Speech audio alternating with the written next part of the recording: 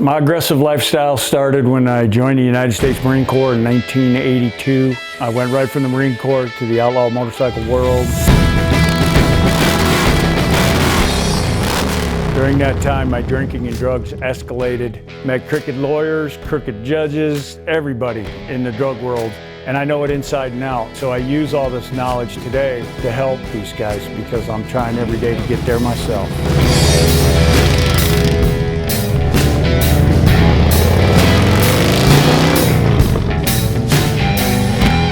Hi, I'm Travis. I travel the world producing incredible stories. The world is full of unique people, places, and animals, and it's my goal to make compelling videos that show that. Follow me on this journey to uncover amazing stories from around the world. And don't forget to like, share, and subscribe to iWonder TV. Because of my lifestyle, I was not a good father. I was not a good example to my children, and my son, he did follow my footsteps. And as a result of that, on July 7th, 2005, God showed up, rung my doorbell, knocked at my door, and I walked out, and there was my son laying in my driveway in my garage. And we lost him that day, dead from an overdose. Beyond traumatic, I was screaming and crying. My wife was screaming, and I heard God speak to me that day that, what are you going to do now? And this is what I heard. I heard him tell me, I just took your son. I've given you opportunities before. This is it. What are you going to do now? You need to start helping people. My wife and I started helping right away after that. And I don't question why it took that tragedy for me to get clean and sober. I don't do that. I know it's God's will, and I'm on the path I'm supposed to be on. Yes, it's painful, it's difficult, but it has to be done. And right now, I'm the guy to do it. Here's the boys. This is the house. We're up in Catalucci. As a result of my son's death, we started a nonprofit program called Rusty's House. This is how we do it at Rusty's house. This is how we do it at Rusty's house. Ain't that right, Kristen? You living large, buddy. Good shit, right? You living large. So that's what we do. My wife and I have made it our work to dedicate helping people. We can't not do it. We owe it to our son, and again, we owe it to God to do this. How Rusty's House operates, we're more or less a 12-step spiritual-based program, but we're also a work ethic program, especially here now that we've moved up the mountains in Waynesville.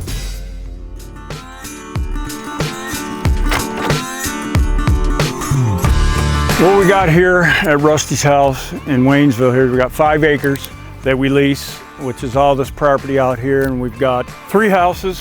We've got the main house, the sober house, and we got the log cabin, and then we have gardens we plant, we farm the land. There's nothing better or spiritual or more spiritual than working hard and seeing the results at the end of the day. What do we call this? Post-rehab workout. This is going to mom and dad. Hey guys. Look at these. Let's get a close-up. You're sweating, man. Yeah, I'm sweating a little. We're working. Sweating to get dirty. Loading up wood. That's it. Having a good time. That's just our style. We think work ethic is important in recovery because if you're not willing to work, you're not going to do the work, not going to do the steps, you won't recover. So you got to be able to put something in it. All right, we're at Mary Grace's horse farm.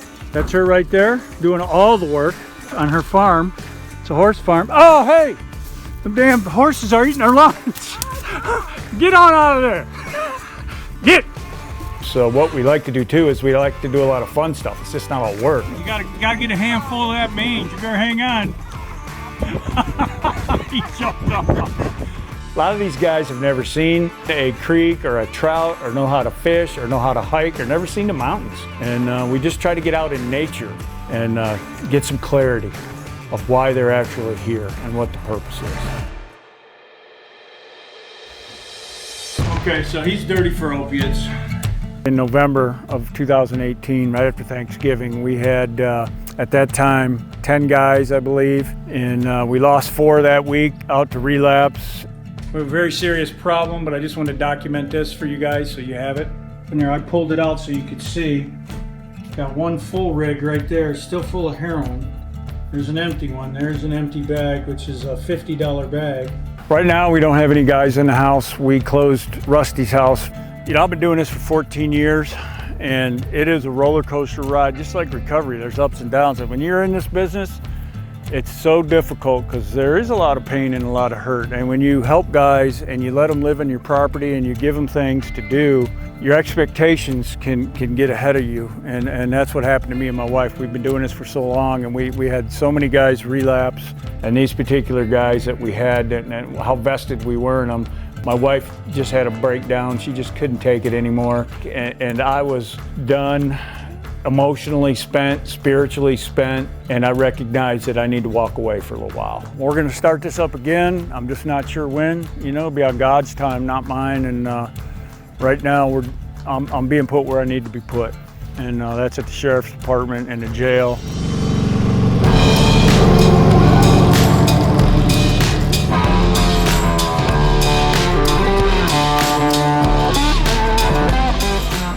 Here in Haywood County right now, the main issue that I'm seeing in the jail is methamphetamine, and of course the heroin and the opiates are always, you know, a problem, but the meth right now is the big one. It's cheap, it's flooding the streets, and we're really up against it, and it's so addictive and so harmful. But we're also seeing some of the other drugs such as marijuana, methamphetamine, and those type drugs being laced with fentanyl and carfentanil.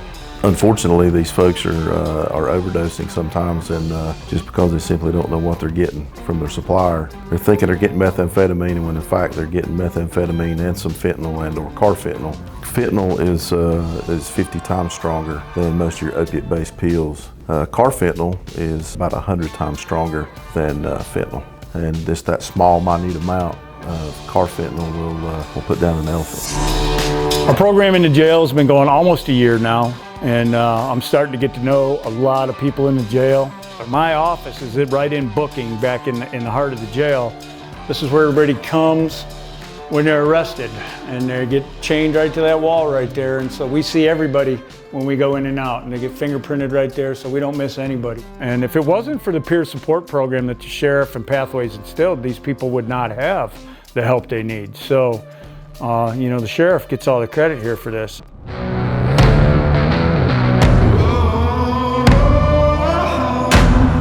The old mindset was to basically just throw people into jail and let the jail cure them. Well, unfortunately, jail does not cure some people. Some people have addictions. Addiction is a disease. And because it's a disease, it can't be cured sometimes by just isolating someone. There has to be a change in that person's mind as well as their heart, and we want to be able to help people and get them back to where that they are supposed to be for their families and for our community. It's that second chance that sometimes all of us at some point in our life has needed. So that is what really tugged on our heart to start Pathways. Pathways Center will accept inmates that are from Haywood County that are being released, and upon their release they have a place to go to get the help that they need if they so choose. And it's a place for them to go to get back on their feet and to help them get back into society again in a proper way. Most people who come here the first 2 weeks, you're not really sure. And they're not really sure what they're gonna do. So is this gonna be where they're gonna stay and take this on or not? But for the people who stay, you can tell that when they start working and they can start feeling ownership of their lives again, you can just see the self-confidence soar. And then when that happens, then there's different kind of conversations that occur. And so when all of those basic needs are met, and then you can start thinking about what are my next goals, and you can think beyond where am I going to eat, where am I going to sleep, and you can start thinking about who do I want to be and what do I want to mean to my family and all of that sort of stuff. And it just, you can see people return to being a complete human being. All right, we're here at Pathways in the kitchen, and how Pathways operates and feeds everybody, they rely on volunteers, and they have cook teams every day. We're the cook team today, and the sheriff lets us utilize inmates that are on, have been sentenced already. His name's Chuck, but everybody calls him Corn Chip. Yep, corn chip, that's pork chop. So I took them as hostages over here to help me cook. and they're going to do most of the work, and I'm going to do most of the yelling. So that's what's happening right now. That's what we're going to do. So Happy to be here, happy to help, boss. I've lost everything but my life several times over. I've lost wife, kids, trucks, houses. I've lost my freedom. The only thing I really have left right now is that I'm still breathing. But that's okay because God has given me another chance to get it right. Really, vodka and crack cocaine are the two that have really took me down. I've shot heroin a lot, but I'm more of a binge user. But towards the end, I just kept overdosing and dying. I overdosed 4 times in 3 weeks, and I realized I wasn't able to successfully use heroin, so I stuck with the crack and the alcohol. you can't really screw up a meatloaf. Famous last words, Rick. Yeah. Can't screw up a meatloaf. Remember that, guys. So I was driving to Asheville to get my drugs, drunk, every day, every hour. I would run up and down the interstate. I would leave here in Waynesville and hit the interstate and run to Amboy Road, get $100 worth of crack, smoke the whole way back. By the time I got to Waynesville, I'd be out of dope, and I'd turn around and head back. I normally drink about a half gallon a day and smoke as much crack as I can afford. Most of the time, it's between $100 and $200 a day. People talk about this rock bottom. I've had a lot of bottoms. One of the bottoms was when I would sneak into my kids' room and steal money out of their piggy bank and make my wife drive me to go get crack at 3 o'clock in the morning while the kids were asleep in bed. I would make my wife drive me, and I would lie to her about where I was going and get heroin and overdose in her car. You hear the people say, I'd steal your dope and help you look for it. Then I'd help you look for it, we'd find it, and I'd get you high so you'd pass out so I could f your old lady. Addiction takes you into some deep, dark places, and man, I just don't ever want to go back there. So are you waxing off or waxing on right now, Corn Chip? We'll both. This hand wax on, this hand wax off. I hear you. So I guess at this point, what my immediate plan will look like when I get out of here will be latching on to somebody like Rick and just taking any suggestion he gives me, which is going to be hard for me because I'm so pride and ego driven. Because I've always been successful financially, it's hard for me to be told to shut up and listen, which is exactly what I think needs to happen, which is why I feel I gravitate towards Rick, because he's not scared to talk to me like that. And I respect him, which is why I will let him talk to me like that and know it's out of love and not just him trying to be a dick. It gives me goosebumps thinking about everything he does for me, because Lord knows I don't deserve a damn bit of it. He's helped me out in the past. I think the Lord's put it on his heart to help me again, so we're going to have to see what that's going to look like, but it just seems like God's opening up all the right doors and really using him in a lot of very helpful situations. I've come to know that addiction, the only purpose that addiction has is the devil's going to use it to come at you, and little by little just take everything that you've ever had. It doesn't want to take it all at once, it wants to make you suffer. And little by little it'll take everything from you until at the end it finally takes your life. How's your recovery going? Are you still struggling? Or? No, I've been clean 8 months. Man, dude, that's awesome. Let me see your eyes, though. Let me look at my eyes. Your eyes are pretty clear. Yeah. Unfortunately, at the jail and on the street, we see people on drugs every single day. And I see people on the streets every single day here that I work with, because that's where I'm at. Are you just local? You? Well, I'm at Meridian doing an assessment, so Okay. I'm just coming here to eat. Okay. Would you like to say something on camera about what your experiences is in Waynesville? You don't have to. I'm just okay. That's cool. Thank you. Yeah. Well, good luck with that. Don't quit. Yeah, we're over here at Open Door, and we're trying to talk to people, and I know the majority of these people that are on the street, because we're in the trenches here, a lot of them, they don't like me or don't like my hat, if you can imagine that, and don't want to speak with us because we're with the Sheriff's Department. Here at Open Door, you can walk in and they've got refrigerators here and shelves full of food, and they've got vegetables and fruits in here. They've got, bananas and oranges and zucchinis, and you got bread. This is the bread rack, and it's all free. Most of it's gone now because people already came this morning and got it. But again, a lot of people wouldn't have access to this if this wasn't here. So it's a very good program they're operating here. The drug addiction problem here is, you can't stop it. I don't know if we'll ever be able to stop it, but the thing we're trying to do here in Haywood County and at the Sheriff's Department and Pathways is we know how to help. I pray to God every morning that you just put somebody in my life that I can help or that can help me, because I need a lot of help still too. This is very difficult, maintaining recovery. Just today, I saw a girl that come into jail that I had met a month ago that, she wasn't having anything to do with our program, and then today she got out and there she was. I just got out of jail, excited about that, and I got in touch with a rehab program. I'm leaving tomorrow. I'm excited to start a new life, turn over a new chapter, turn over a new leaf. I'm excited about getting to see my kids. Just basically being able to put away the old me and start something brand new. Meth was always my big thing. Heroin was the other. I was I call it a pill jockey, because that's what I was from this one to that one, this one to that one, on to the next.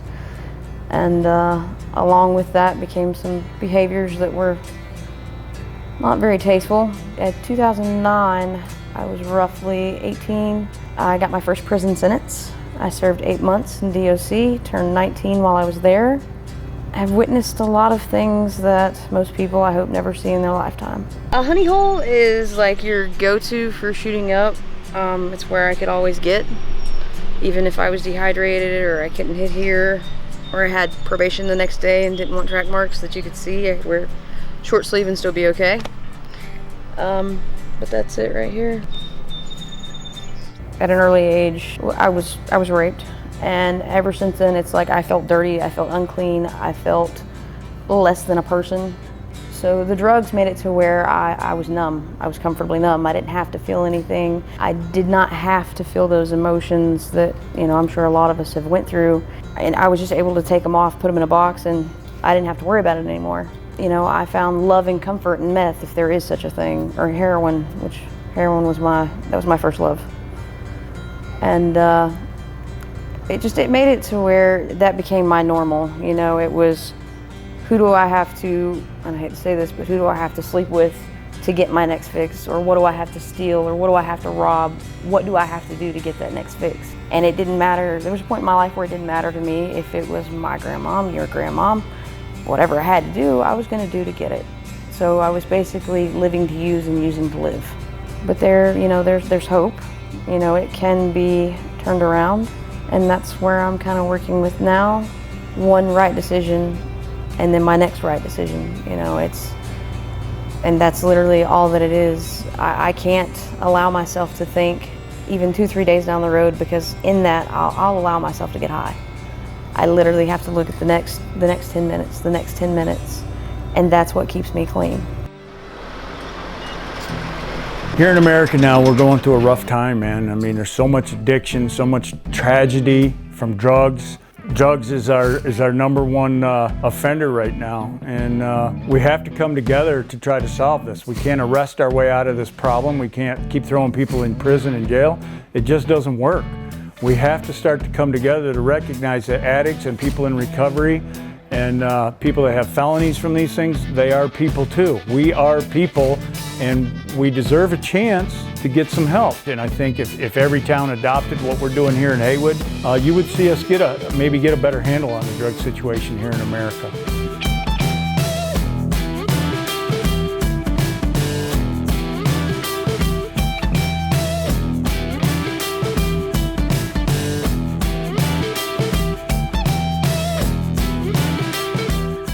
The last thing I'd like to say is Pathways Center here in Waynesville is an awesome organization. We are a 501c3 nonprofit, so we are looking for donations of financial support, and we also need materials, AA books, NA books, 24-hour books. I mean, we go through thousands and thousands of dollars of books.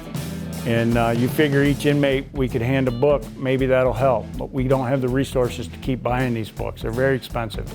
So if you're watching this video and you have some compassion for recovery, or you just want to help, please go to this link below to the Pathways Center and make a donation today. Thank you.